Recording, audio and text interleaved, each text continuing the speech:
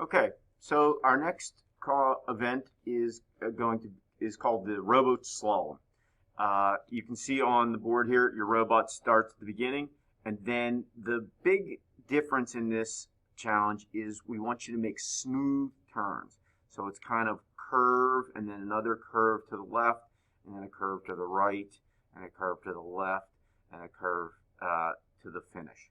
Okay, so the winner of this challenge is going to be the robot that not only gets to the end, but is the smoothest. That's the most important factor. And then, if it's smooth, if two are very, very close to each other in terms of smoothness, we'll count speed. So let's take a look at our program. This is what it looks like. You can't hit the flags. You have to go outside of all the flags, and it's a slalom. You got to go in and out, and So let's just take a look at my code. All right. So a couple things. Right away, we're going to make a turn, and you may have turned before by setting one motor equal to 0. That will turn. It will shut the entire motor off, and it will make what's called a point turn. So it's going to be a pretty hard turn to the right. I don't want to make a real hard turn because you were getting graded on smoothness, so I am going to make that a 20. So again, the slower motor is the direction that the motor will turn to, and slight might be not the best descriptor of this, but we're going to turn to the right, and it's not going to be a hard turn or a point turn. And 1 second work for this. I also want to point out these green letters. Anything in green is a comment. It doesn't affect the program, but it's good practice to include it. If I start writing something down here, notice it's in black.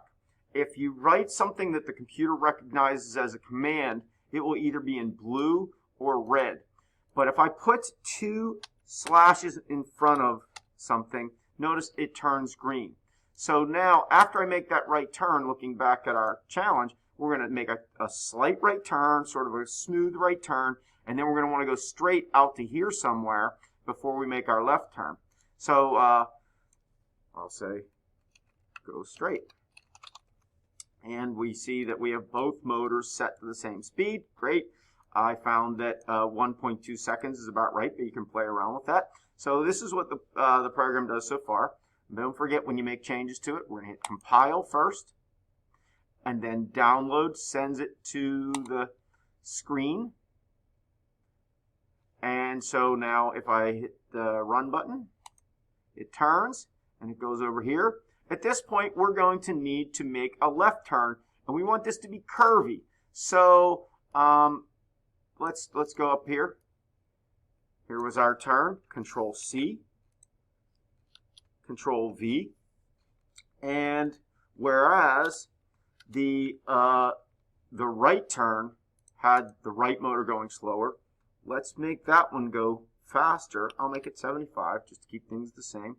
And this time we're going to have to make a kind of, it's almost like a U-turn, right? It's not quite a U-turn, but I am going to set that to 0, and we'll leave it at 1,001 second. So this is 1 second. So I'm going to say turn left 1 second.